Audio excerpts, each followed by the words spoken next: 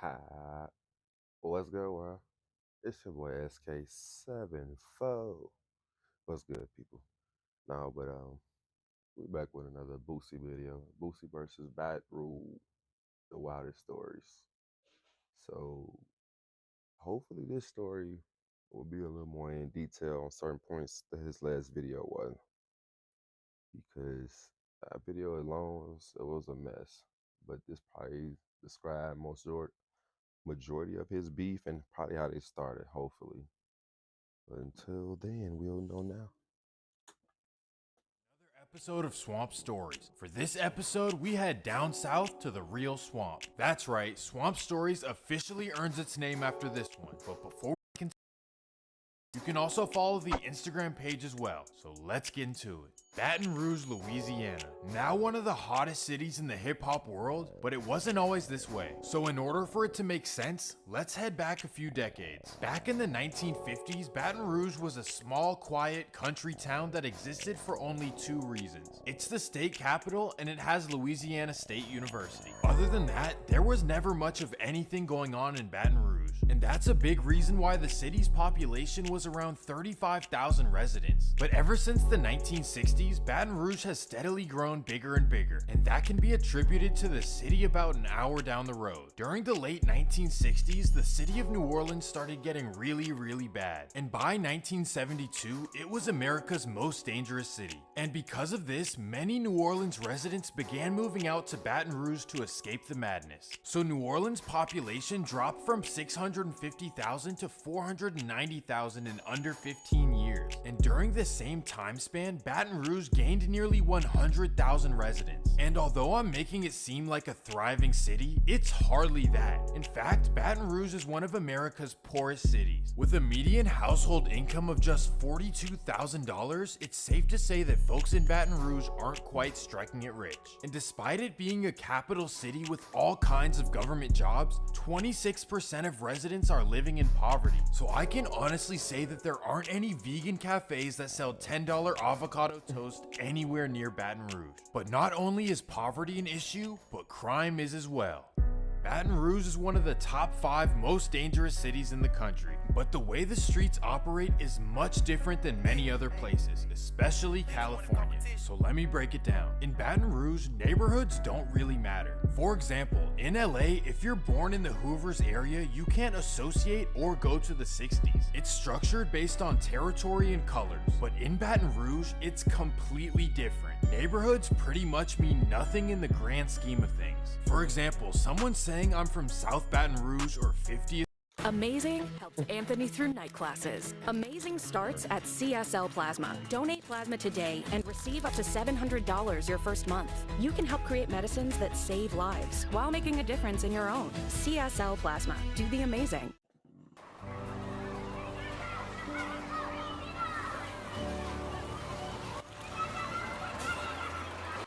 Please. When the 50th Street has no weight to it. That alone won't get you pressed or cause any issues. Instead, enemies are based on personal grievances or small cliques that you may have had run-ins with. Rivals can be made literally anywhere, at the gas station, the grocery store, the DMV. That's just the environment. Everyone is on edge and ready to go at any moment. And if you don't believe me, just ask anyone from there. They will all tell you the same thing. It's absolute chaos. So in this video, you're going to hear possibly the craziest story that's ever been on Swamp Stories. But before we get into it, let me run the intro.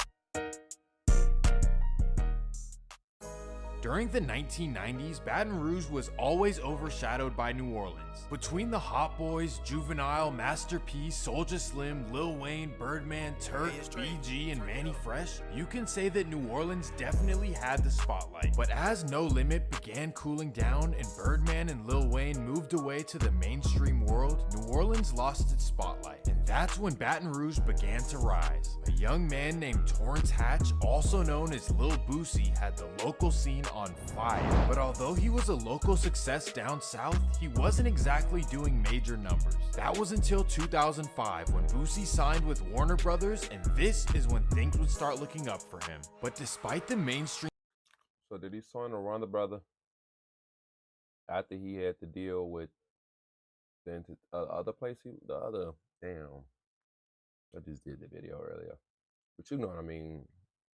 The other company with Trail Entertainment. So that's who he signed with next.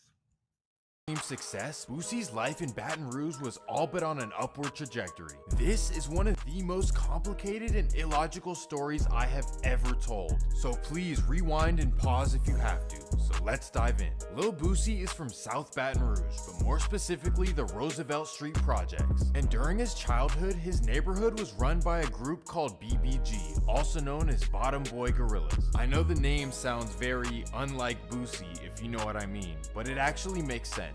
They operate out of what's known as the bottom of South Baton Rouge. This is pretty much considered Washington Street down to Astor Street, and BBG put fours down to mark where they're from. And on the other side of Washington Street, you have another group called TBG. This means Top Boy Gorillas, and they put fours up to show that they're from the top of South Baton Rouge. Both sides are known for getting money and playing rough, and although there was an off and on rivalry between members of both groups, I wouldn't necessarily call it a beef at all. It's way more complicated than TBG versus BBG, and most of the losses came from internal issues on both sides. So let's get into the events. BOOSIE always rolled with his two closest friends, Ivy Smith, also known as Lil Ivy, and Daryl Milton, also known as Bleak. Both Ivy and Bleak were the top two TBG members, known for calling shots and leading the most hated group in all of Baton Rouge. And BOOSIE was no less than them, except that he had become the head of BBG. And that's to say that South Baton Rouge was all rocking together. BBG and TBG was all one family. But once BOOSIE began blowing up, his friend Lil Ivy wanted to start rapping as well. So he would start his own label called TBG Records. And this is where things began to get blurry. Some people in Baton Rouge say that BOOSIE didn't want to see Ivy get on his level, so he prevented him from connecting with major labels. And some would say that this caused tension between TBG and BBG, but BOOSIE claims that that's not true and there was no friction. Regardless, things would get serious on April 2nd, 2005. It's a Friday night in Baton Rouge, and BOOSIE is set to do a walkthrough at Club Shenanigans. But the main reason he's there is to celebrate Ivy Smith's 25th birthday. So to those who say they had issues, please explain that. But anyways, while at the club, an argument breaks out between a local rapper named Nusi and Lil BOOSIE's crew. That's when BOOSIE, who at this point is already signed to Warner Brothers, decides to leave the club. So BOOSIE leaves with most of his entourage except for Ivy Smith, who stays in the club till the very end. Ivy gets in his car with two friends and heads to his home all the way in Sherwood Forest. And as he's driving down Interstate 12, a car pulls up beside him and bam! Instantly, all the attention was on one man only, Nusi. It had to be Nusi who did it, and everyone was convinced. But Nusi would instantly dispel the rumors, saying that he wasn't involved in any ways. He was even able to prove to police that he was at a completely different location at the time it happened. Basically, I didn't do it, but ain't nobody believed me. But later on down the line, a couple months later, they found out I didn't do it. Ain't nobody apologized to me for it, so I'm mad now. So I'm like...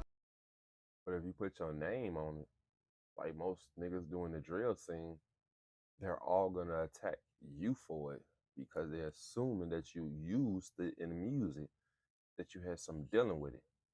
It's not just they just popped out the blue and assumed some shit. No, you was putting your name and people's name in your music.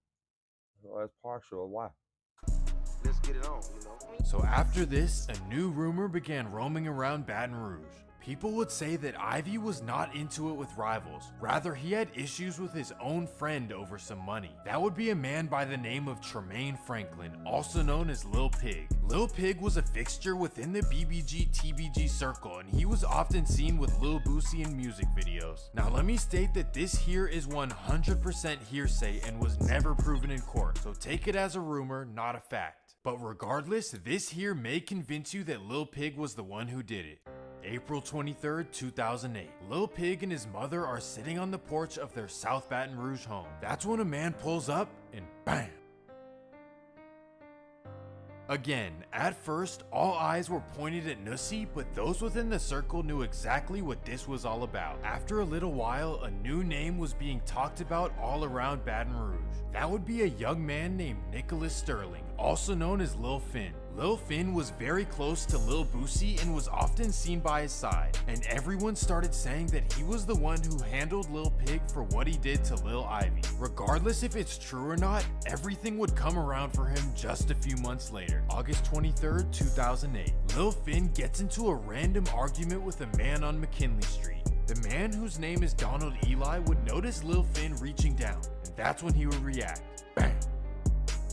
Lil Finn, or Lil Nick, which is his other nickname, is still a legendary name in Baton Rouge. He was one of Boosie's closest friends, and you can always hear him referring to him in his music. But this just goes to show that in Baton Rouge, things always catch up to you. So boom, here we are at the end of 2008, and although Boosie is more popular than ever before, things are falling apart for him in Baton Rouge. Now without Ivy, Josh Thomas, Kevin Henderson, Lil Pig, and Lil Finn, Boosie definitely lost a lot of his muscle. And that right there introduces us to a brand new character. Let me introduce you to Michael Louding, also known as Marlo Mike. The name Marlo Mike rings bells all throughout Louisiana because he is truly something else. Marlo Mike grew up in the same neighborhood as Boosie, but was definitely less fortunate. In fact, he was the poorest kid in the entire neighborhood, and his living condition— I ain't gonna lie, I can't wait till I watch that video because it seemed like there's a lot of reason behind why he didn't give a fuck what he did. absolutely stunned Lil Boosie. He could not believe the way that Marlo Mike was being raised, so Boosie would step up to the plate and take him in as a son of his own. He was even allowing him to live with him since the age of 12. But once Marlo Mike got old enough, he would outgrow the role of a kid and have a new role in South Baton Rouge. He became Lil Boosie's new enforcer, and that's not me saying it, he said it himself. But Marlo Mike was only 15 years old when he got his start, and this story is absolutely insane. All of this is as told by Marlo Mike as he took the witness stand in 2012. Some information was confirmed and others were dismissed. Don't take everything as a I fuck with his videos. I had to realize why he put that motherfucker with the colorful ass wig in there. I get it now. fact, rather a personal account. And that takes us to April of 2009. Lil Boosie allegedly gets his chain snatched by another BBG member. That would be a man by the name of Marcus Thomas. And Lil Boosie felt disrespected to the point where he would ask Marlo Mike and Michael Judson to handle it for him. April 25th, 2009. Marcus Thomas is driving down West McKinley Street just 2 blocks from Boosie's projects. That's when Marlo Mike pulls up and bang! Another internal conflict in Baton Rouge over something pointless, once again. And at this point, everything that happened to South Baton Rouge was between them. And because of that, everyone assumed that the problems with Nussie were over. In fact, both artists would do interviews confirming that they ran into each other at the airport and squashed it. And given that, you'd assume that everything was good. But unfortunate news would come soon. February 9th, 2009. Marlo Mike drives up to Nussie's neighborhood in Mid-City, Baton Rouge. He heads down America Street and bam! This incident here shocked everyone, especially after they publicly squashed their issues. But Marlo Mike would claim that after the interviews were done, Nussie would actually disrespect Boosie at a nightclub again. And sadly, that's all it took. But another major event would occur just a few months later, October 21st, 2009. Boosie and his friend Michael Judson get a letter from Angola State Prison. The letter is from a friend, and it states that a man named Terry Boyd was in Angola talking about what he's gonna do to Boosie. It just so happens that Terry Boyd gets out the same day. So Boosie tells Marlo Mike that he has $25,000 for him, and he knows exactly what to do. So Marlo Mike drives out to Terry's address. He waits for the night. Bam! Marlo Mike would then say that he returned to Boosie's house. I'm not gonna hold you. It seemed like he didn't go on no blank missions. He got his point across. And this is the crazy shit that gets me because that's why I don't really like, don't get me wrong, I don't care about no gunshots and gun killing. Nobody doing none of that shit. I don't like this shit, to be honest. But it's like, back then, motherfuckers wanted the target. It's like nowadays, everybody is the target. Once that bitch come up, that bitch is everybody's target. And it's like, I don't like that shit because that shows you two things. You know how to use your weapon. And you probably shouldn't even had that bitch in the first place. Let's let drive my bad. But there's no way in hell everybody should be your target. You should find a better way for your target to get hit only, because these motherfuckers is hitting everybody. And he would say that BOOSIE recorded 2 songs to celebrate the event. Anyways, BOOSIE would give Marlo $2,800 in rewards, which I guess was not enough for his loyalty. And that takes us to April 1st, 2010.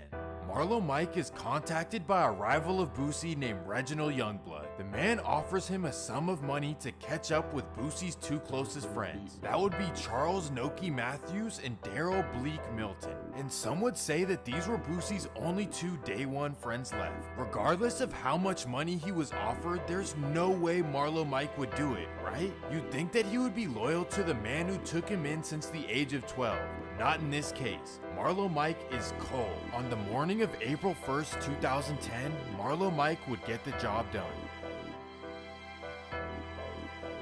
But after this, literally everyone was left clueless. Marlo Mike would even attend the funeral 2 weeks later with BOOSIE and everyone else from BBG. But shortly after, he would go down for it, and so would another unexpected man from BOOSIE's neighborhood. That would be a man named Kendrick Johnson, who BOOSIE had pretty much raised as well. And Kendrick Johnson is the younger brother of BOOSIE's artist Lil Fat. BOOSIE would talk about this on DJ Vlad. Fat ain't do nothing to make the situation how it was. His brother had did something to make the situation how it was.